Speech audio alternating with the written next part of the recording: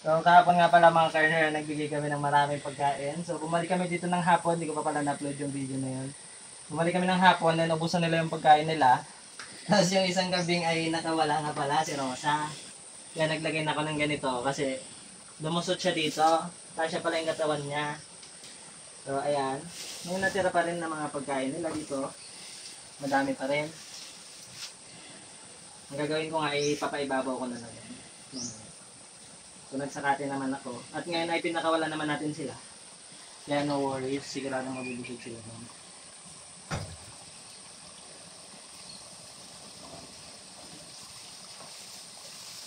Yung nga pala mga ka-earner, dapat ay lagi nating nililinisan yung kulungan nila. So ganito nga pala ang routine ko araw-araw.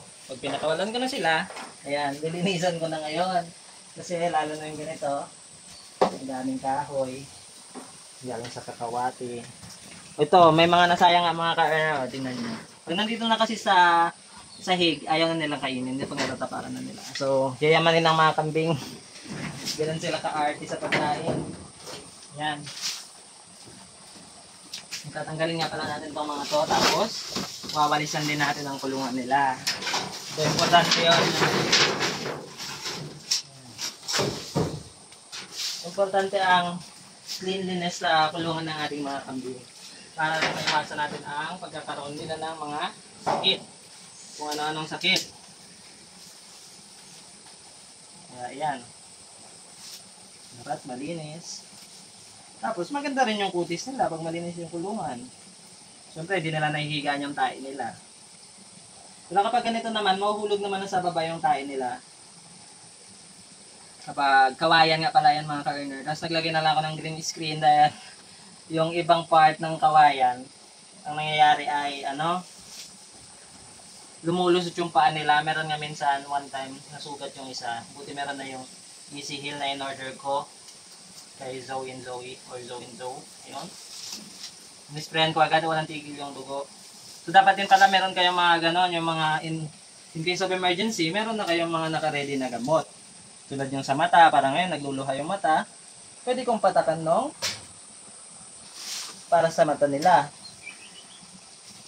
Mas maganda nga sana kung kapag nagkaganon yung kambing nyo ay maihiwalay nyo sana.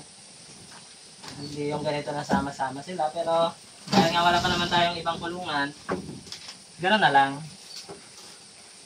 Prevention is better than cure. So ito nga pala yung molasses nila. Hindi nga pala sila masyadong uminom dahil tag-ulan naman, siguro hindi sila nauuhaw. Dati ang lakas nilang uminom yan ng tubig. Pag sobrang init. Yan, lakas silang uminom ng tubig. Yan, magwawalis na tayo. So yung walis ko nga pala ay sobrang liit. Ay, sobrang laki pala. Sobrang laki. Yan mga ka-earner. Lalagyan ko pa kasi ng kahoy ito. Para mahaba naman. Hindi ako nakaluto.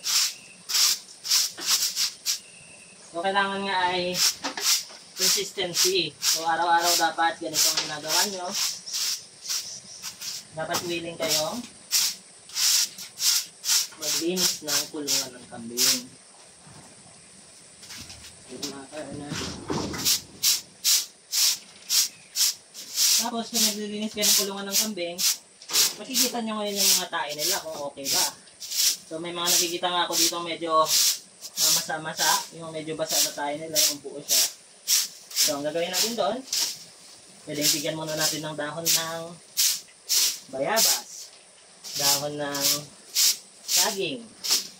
Yan mga ka-earner. Kapag hindi pa rin umepekto yon, bago nyo bibigyan ng gamot para sa nagtatae na kambing.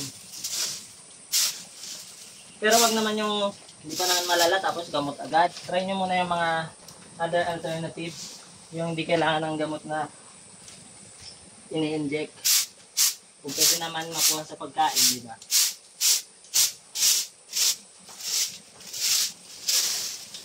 So parang medyo madami nga nasayang na damo dito mga ka-earner. Pero at least naman, it means solve na sila, busog sila. Hindi sila nagutuman. Dahil maraming natira na iyon dito na pagkain sa kainan nila. sa feeder.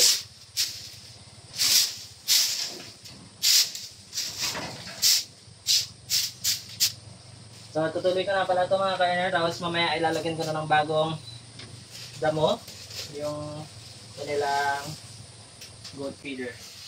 So, yun na mga ka-earner.